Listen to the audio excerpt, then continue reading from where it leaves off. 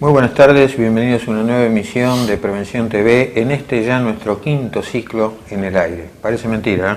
Han pasado rápido estos 5 años. Y esperemos que se venga el sexto, ¿no? ¿Por qué no? Que tengamos continuidad el año que viene.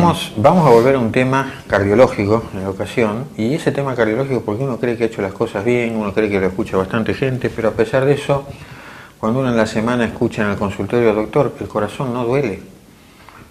Bueno, es como que en algún capítulo hay que volver atrás, hay que reexplicar algunas cosas y hay que orientarnos sobre cuándo un dolor de pecho puede ser cardíaco o no, sin que esto implique, por supuesto, que tenga que consultar siempre. Así que luego de un breve corte vamos a dedicarnos a hablar del dolor de pecho o precordialgia, como le decimos nosotros los médicos.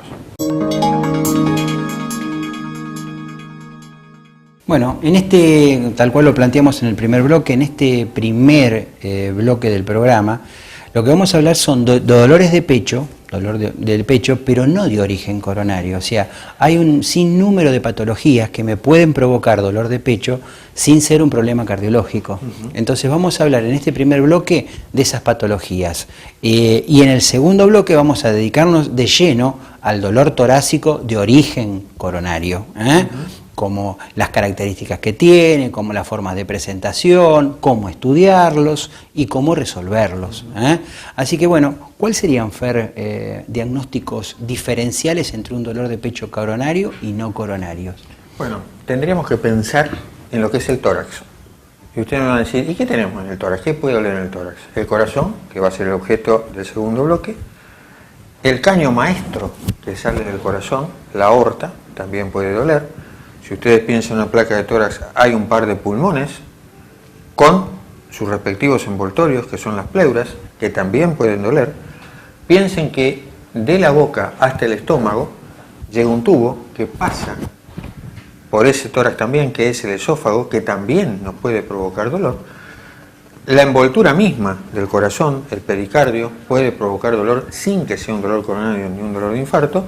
Y finalmente, todas las estructuras que envuelven el tórax. Entonces, si ustedes me dicen, ¿puede doler el hueso? Sí, puede doler el hueso, inclusive la columna. ¿Pueden doler los músculos? Pueden doler los músculos. Y pueden doler finalmente la unión de los huesos entre sí, que es lo que nosotros llamamos cartílago. Todo eso puede generar dolor. Y a veces también, cuando uno encuentra estructuras anormales dentro del tórax, tumores concretamente, eso también puede provocar dolor, como lo mismo puede provocar un ganglio inflamado. Entonces, si uno repasa... y ese caño que dijo Fernando, que es el esófago, termina en el estómago, y muchas veces patología del estómago nos pueden dar un dolor torácico bajo, pero dolor torácico al fin, y es por una patología también gástrica o digestiva, que uno tiene que hacer la diferenciación, lo mismo que el esófago, los espasmos esofágicos, también me genera un dolor muy intenso. Piensen si será difícil ese dolor, el dolor digestivo, esófago, estómago, tratando de hacer diagnóstico con un dolor coronario, que primero, los médicos de la antigüedad, para saber si era una cosa o la otra, le hacían abrir la boca. ¿Y qué hacemos abriendo la boca? Abra la boca, no les diga como en una faringitis, sino que adentro de la boca colocaban ácido, te daban a tomar ácido. Si el ácido despertaba el mismo dolor, entonces era estómago o esófago. Si el ácido no despertaba nada, entonces el problema era cardíaco. El diagnóstico, a falta de pruebas de esfuerzo, a falta de electrocardiograma, a falta de otras cosas, lo hacían de esa manera.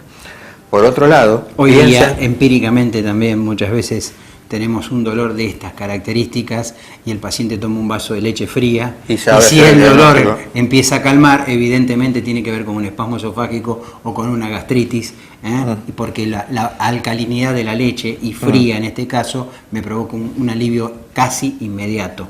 También tendrían que pensar lo difícil que es, en el sentido de decir aquella vieja recomendación que les hacemos siempre: tengo un dolor en la boca del estómago, me tomé o no me tomé el omeprazol, háganse un electrocardiograma, porque muchas veces ese dolor que creemos que es estomacal da justo allí, dolor también, una parte del corazón que es la cara inferior, que más de una vez podemos confundir dolor de estómago con dolor cardíaco, y un electrocardiograma en este caso, si no tenemos nada de esto a mano, nos resuelve el problema.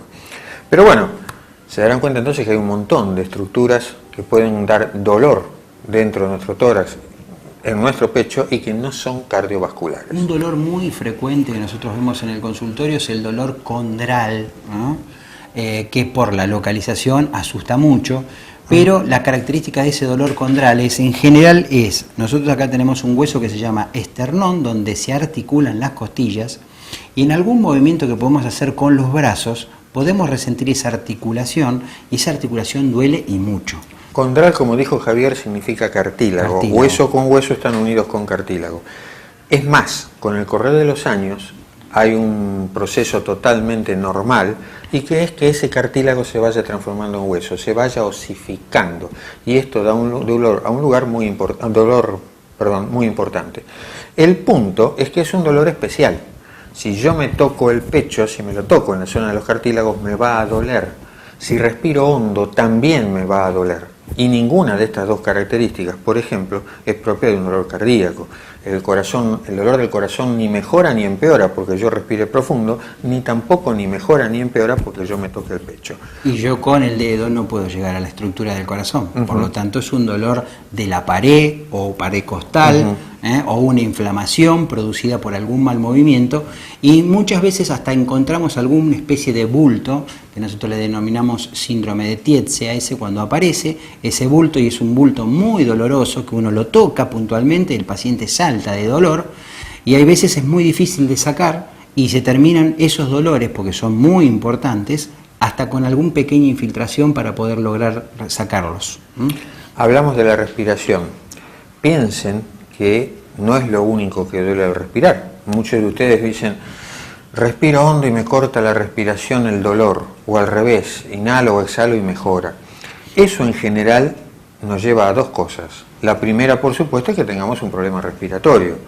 Un problema al respirar genera dolor, uno dice, bueno, puede ser el pulmón, puede ser la pleura, pero no es la única característica que tenemos que tener en cuenta. En general, cuando hay un problema pleural o un problema pulmonar y hay dolor, hay otras cosas. Por ejemplo, hay fiebre, por ejemplo, hay tos, puede haber un catarro que tenga características especiales, es decir, la patología respiratoria, más allá del dolor, tiene una serie de características que le son propias de la patología respiratoria. También puede doler al respirar cuando uno tiene un problema en la pared. La pared significa el músculo normalmente. Si nos hemos desgarrado nos va a parecer que, muevo y me duele, pero es siempre el mismo tipo de movimiento, y además empeora también con la respiración. Ese es un tema a tener muy en cuenta cuando uno valora si un dolor es cardíaco o no. O una pequeña fisura de costilla, por algún traumatismo mínimo que sea, puede provocar una fisurita que no tiene tratamiento específico, pero es muy dolorosa durante mucho tiempo también. Y me genera un dolor en el precordio, que también me puede hacer pensar, si uno no tiene en cuenta el traumatismo que recibió, por ahí lo asocia que no tiene que ser traumático y puede ser algo cardiológico. Hay una única condición vinculada al corazón, pero no a los problemas coronarios ni a los infartos, en las cuales el dolor puede modificarse con la respiración. El corazón está envuelto en una bolsita que llamamos pericardio. Es decir, cuando ese pericardio se inflama y da lugar a lo que nosotros llamamos a una pericarditis, esto produce dolor con determinados movimientos, mejora incluso con determinados movimientos y también al respirar. Pero es un dolor muy especial, un dolor en el que en general además hay fiebre y además de esto tenemos el antecedente de algún tipo de virosis como causa normalmente, que por otro lado en líneas generales nunca deja secuela, porque uno puede decir, ¿es el corazón? ¿Me habrá dejado algo? No, primero no es el corazón, es la bolsita que lo envuelve. Y segundo, en general, cuando esta pericarditis se debe a algo viral, se resuelve espontáneamente. Eso duele porque obviamente se acumula demasiado líquido. Normalmente nosotros tenemos una cierta cantidad de líquido en el pericardio para que la contracción del corazón esté lubricada y no genere ningún roce ni nada con estas membranas que lo protegen. Y en el caso de la pericarditis aumenta en demasía ese líquido en exceso y eso es lo que me genera el dolor. Y muchas veces auscultatoriamente uno ya hace el diagnóstico porque encuentra lo que nosotros denominamos un frote pericárdico, que es como una especie de soplo que tiene que ver con los movimientos cardíacos, el rozamiento de esa membrana que protege el corazón. Ese líquido del que habla Javier es producto de un proceso inflamatorio. Es un líquido de inflamación, como pueden encontrar en cualquier estructura que se hincha en el cuerpo por inflamación. Que lo mismo que esas estructuras, cuando el proceso inflamatorio resolvió, también se reabsorbe, también se resuelve solo, tampoco deja en este sentido ni líquido de más, ni ningún tipo, digamos, de secuela. Bueno, como ustedes verán, hay una infinidad de patologías, de gran cantidad de patologías que pueden simular dolor de pecho y que no tienen nada que ver con un dolor de origen coronario. Quédense ahí, no toquen el control remoto. En el próximo bloque vamos a hablar del dolor coronario, qué características tiene, cómo se puede presentar, cómo debemos estudiarlo y cómo podemos terminar de solucionar el problema en un paciente con una angina de pecho, que cuando nosotros decimos angina de pecho le estamos poniendo el rótulo de que es un problema coronario. Así que tras una breve pausa, continuamos con el programa con el dolor de pecho, pero ya de origen coronario.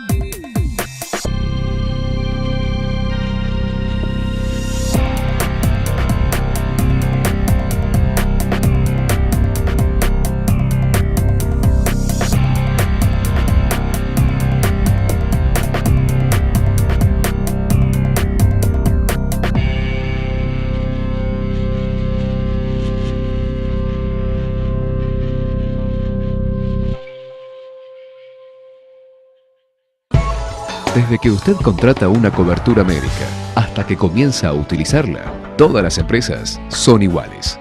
Después, es mejor que sea el Círculo Médico de Quilmes, quien le ofrece a través de FEMEVA Salud Quilmes y EMEDIC una real libre elección del profesional en su consultorio particular y beneficiarse con su aporte de ley.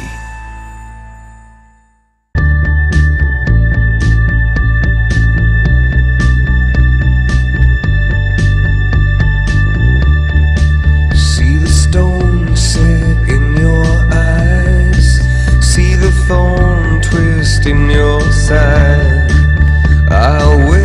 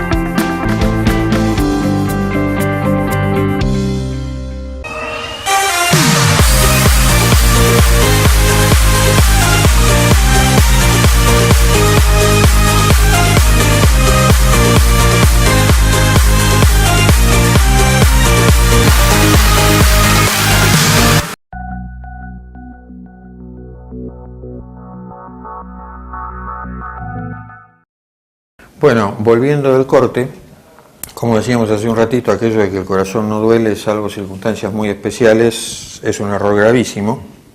El corazón tiene su forma de doler, tiene un dolor que le es característico y que podemos dividir en dos.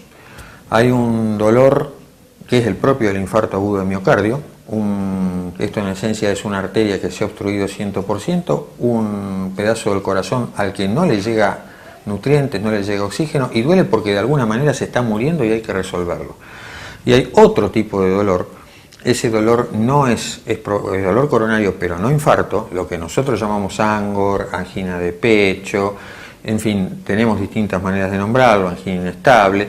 Ese dolor, la coronaria se está tapando pero no se obstruyó 100% y es un dolor que nos da aviso, tiene una manera de doler especial. Lo primero que tenemos que saber es que no es estrictamente en el centro del pecho, va de la boca a la boca del estómago, entonces tiene una distribución bastante amplia. Segundo, que este dolor normalmente está vinculado con el esfuerzo, es decir, estoy en alguna actividad puntual, jugando un partido de tenis, caminando, saltando, llevando bolsas del supermercado y me duele, me detengo. Y ni bien me detengo en la actividad, normalmente el dolor dentro de los 5 minutos y generalmente dentro de los 2 se va. Retomo la actividad y a la misma distancia de caminata, el mismo tipo de esquina, vuelve a doler. ¿Por qué sucede esto?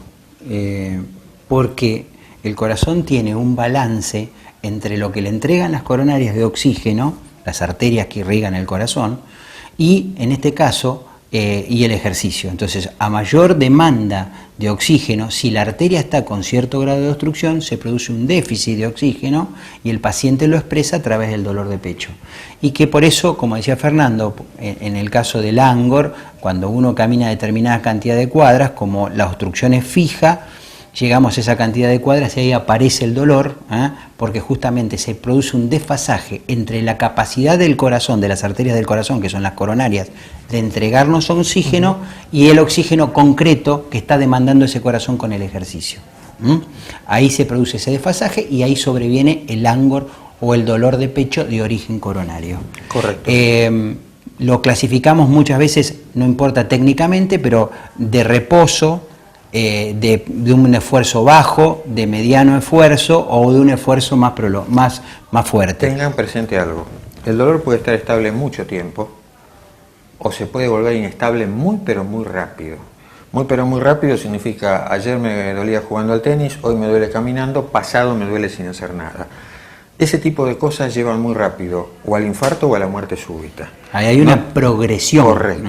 Entonces, sí. En ese caso, ese dolor de pecho o angina de pecho, nosotros le decimos que es una angina progresiva, porque evidentemente a medida que transcurren las horas, se ha producido evidentemente un accidente de placa, o sea, esa placa no tiene el mismo taponamiento en la arteria, sino que ha crecido, entonces eso nos está marcando la gravedad de la entidad, que hay que resolverla porque inexorablemente va a terminar en un infarto. Entonces, lo primero que hay que recordar es dolor de esfuerzo, hay que recordar que tiene una distribución muy amplia, que no necesariamente es ni a la izquierda ni en el centro del pecho, y que los síntomas pueden progresar muy velozmente y si progresan siempre es una urgencia, pero más urgencia todavía si progresan muy velozmente. Normalmente entonces con el reposo desaparecen. El dolor puede quedar ahí como puede correrse a cualquier lado, es decir, tampoco es se corrió al brazo izquierdo y entonces el coronario se corrió al brazo derecho y no. Puede doler en cualquier lado y también se puede irradiar a un brazo, a los dos, a la espalda, a la mandíbula. Es más, si me duele el pecho e irradia la mandíbula, ninguna duda. Casi no hay duda, les diría, es coronario seguro. Lo mismo si uno camina y siente que le empiezan a apretar o a doler los dientes, se detiene y dejan de doler, antes que el odontólogo es preferible ir al cardiólogo. Pero aún así puede ocurrir que nos durmamos o que el cuadro debute directamente con un infarto agudo de miocardio. El infarto agudo de miocardio, como dijimos entonces, la arteria se tapó de golpe, no dio tiempo, no hubo síntomas previos, se tapó de golpe y cuando se tapó de golpe, un pedazo del corazón se empieza a morir. ¿Cambia el dolor? Sí, cambia. Primero no es necesario que esté haciendo nada y me duele. estoy en reposo y el dolor no se va. Empiezo a transpirar frío. Y este es un tema muy importante, tanto que en los diabéticos que a veces no tienen dolor de pecho, el solo hecho de transpirar frío sin que haya una causa nos tiene que hacer pensar en un infarto agudo o por lo menos en una angina inestable. Hay sensación de muerte, hay sensación de falta de aire y sobre todo no dura 5 minutos ni 10, suele durar 20, 30 minutos a varias horas.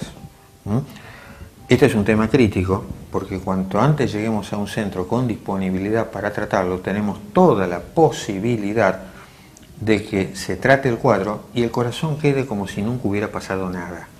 Cuanto más tardamos en llegar a un centro asistencial con posibilidades, bueno, algún pedacito del corazón progresivamente se va muriendo y si nos demoramos más de 6 horas, por más que lleguemos al hospital, muy probablemente, bueno, el corazón quedará con secuela que habrá que manejar después de otra manera, ¿no? O sea, lo que está diciendo Fernando es que la ventana terapéutica en la cual nosotros podemos ser muy útiles, inclusive hasta destapar la arteria que se está infartando, son las 6 horas, ese es el límite. Así como hablamos en la charla pasada de accidente cerebrovascular que la ventana para la severa 3 horas, para la parte coronaria es 6, pero cuanto antes nosotros vayamos, muchísimo mejor. A las 6 horas seguramente me va a quedar algún tipo de secuela. Claro. Si a los 20 minutos me levanté de la cama, llamé a un T-Mobile y a los 30 o 40 minutos me están haciendo la angioplastia, bueno, probablemente ese corazón no pierda absolutamente nada. No va a quedar Es decir, seguramente acá, ninguna secuela. Acá el tiempo es oro.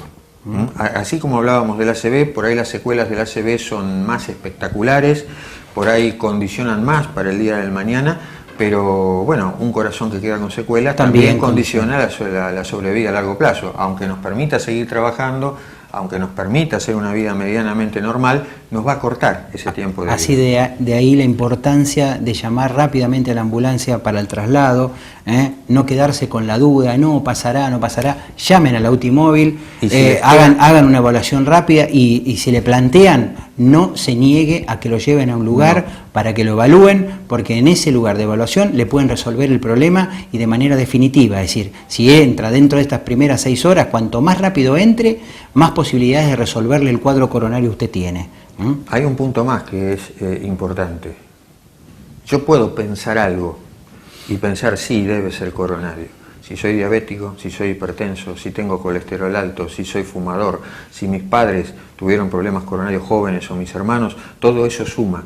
En el balance, si yo tengo la lucidez de pensar, tengo esto, esto y esto, y me está doliendo el pecho, puede ser coronario, bueno, uno debiera pensar estadísticamente, claro. ¿Tengo todas las probabilidades o no? Las tengo, listo, al sanatorio. Si después es una pavada, mejor. Pero uno debiera pensar en esto también en el momento de tomar la decisión. O sea, todos esos diagnósticos diferenciales que nosotros hablamos en el primer bloque del programa, en este caso no tenemos que consultar rápidamente en presencia de todos estos factores de riesgo predisponentes. Nosotros sabemos que podemos estar frente a una enfermedad coronaria, ¿no? Y el antecedente, obviamente, en la familia de algún paciente coronario, es decir, que el padre, la madre o algún hermano se haya sido coronario antes de los 65 años, lo marca como probable candidato a ser una coronariopatía. Hay que desterrar en esto de no voy al sanatorio a ver si me internan. Si te internan es lo mejor que te puede pasar. Porque te van a resolver el problema, van a destapar la arteria y eventualmente colocar un stent, y de esa manera recupera la oxigenación del corazón y todo ese tejido que estaba amenazado, que se iba a morir, va a seguir viviendo. Por lo tanto, la sobrevida de ese paciente va a ser una sobrevida prácticamente normal, con determinadas condiciones. Obviamente después tendrá que dejar el cigarrillo, controlar su presión, el colesterol, diabetes, etcétera, etcétera, para volver a tener un nuevo evento. Pero ese evento no le va a dejar secuelas. Así Correcto. Que muy importante la consulta rápida a la unidad coronaria y el traslado rápido a un lugar sanatorial para resolver el problema coronario. Bueno, nos quedamos sin tiempo. Sí, nos quedamos sin tiempo. Vamos a un breve corte y cerramos el programa. Bueno, llegamos al final. Un poco esto fue movido por siempre algún paciente que en la semana nos termina diciendo algo que nos resuelve a volver a algún tema o incluso a plantear algún tema nuevo. Es más, dejamos un tema previsto para hoy, un tema que debíamos completar sobre insuficiencia renal, para plantear esto que nos pareció en realidad más importante por allí, dada la cantidad de gente en potencial riesgo. Bueno, esperamos que les haya gustado, les agradecemos la fidelidad de siempre, les agradecemos el seguir ahí, tanto a ustedes como a nuestros sponsors que hacen posible el programa. Entonces, sin nada más que decirles, muchísimas gracias y hasta la próxima semana. Y una mención quería hacer para los compatriotas que están pasando por un mal momento a raíz de las inundaciones. Esperemos que se pueda resolver lo mejor posible todo esto, tratar de actuar de la mejor manera desde lo institucional después, tratando de mejorar las condiciones para que esto no vuelva a ocurrir. Y bueno, y plantear toda nuestra solidaridad para aquellos que están pasando un mal momento. Así que bueno, que tengan ustedes una muy buena semana, esperemos que el tiempo mejore, así parece, así que dentro de 7 días nos encontramos para una nueva edición de Prevención TV. Hasta entonces.